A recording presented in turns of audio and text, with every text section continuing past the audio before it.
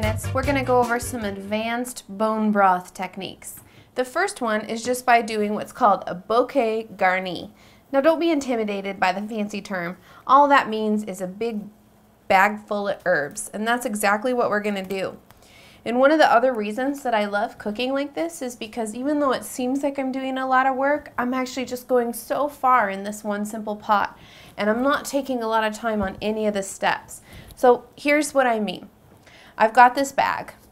Now you can buy these types of muslin bags at herb stores or kitchen stores, culinary supply places, or like this one came with a food gift. And you can find cheesecloth alternatively in virtually every big grocery store. And so if you were not using a bag, you would just lay your cheesecloth flat and then tie it up in a bundle instead of cinching your sack. But what's nice about making a bouquet garni with either a bag or the cheesecloth is that I don't have to spend time cleaning and dressing these herbs. I'm just going to pick them up and put them right in the bag. And what I also love is I can use the parts of my plants that don't necessarily look good enough to garnish food with, but are still nutritionally and medicinally valuable. So for instance, right now my oregano plant is getting a little woodsy and I need to trim it back. So I've got lots of big woodsy branches that need to be trimmed back. They're not so beautiful, and if I was trying to pull off every little leaf, it wouldn't go so good for me, but I can just take these pieces and put them right in the bag. I've got some parsley. I just let the parsley grow wherever I can get it to grow because I use so much parsley. Just put it right in there. Here's a sprig of sage. I just pruned off my sage plant. Same thing. I don't have to worry about that woody stem. Just put it right in the bag.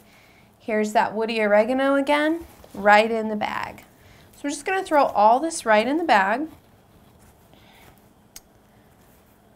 And then cinch it up and throw it right in the pot. The beauty of that is you get all the flavor of the herbs and you don't have any cleanup or any prep time at all. You're probably wondering why I didn't throw it in there yet. I'm going to show you one more technique, and I'm going to use the same bag for the same reason. I'm just making this easy on myself. So those of us that think I'm too busy to have great food or cook, you're really not. You just need to learn a few simple techniques to get stuff done quickly. So I've saved from roasting our turnips some other things. Now these are so large, I'm not going to bother with the bag. To get more of that nice leek flavor and the medicinal qualities from the leeks, I'm just going to put those right in my pan. They're so big it'll take me 10 seconds to pull them out. They'll never ever cook down into a smaller shape. So those go straight in. Now in this bowl, what I have is my parsnip peelings and other bits and pieces. You can use any kitchen scrap you have. You can use carrot tops, you can use potato peelings. Anything like this still has nutritional value, and it's the same thing.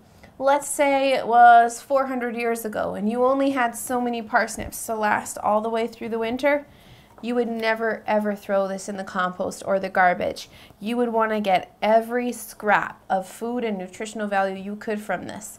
So that's what we're going to do today. We're going to use that old world technique to get that amazing flavor and exceptional nutrition.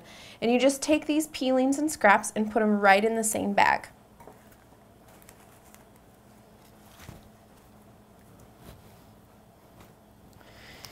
You want to leave a little room so that your broth can flow around and really steep those flavors out, and then just take your cinch, and like I say, if it's cheesecloth, just make a little bundle and tie it exactly the same so you don't have big holes in it, sort of the same type of knots you use on a diaper. And if you want to, if you don't want to fish around for it, you can even tie it onto the edge and just make a simple little loop there. It'll keep it right on the edge. I'm not too worried about that, so I'm just going to sink it down to the bottom. And we're going to put this right on the stove for another 20-minute to 2-hour session of boiling.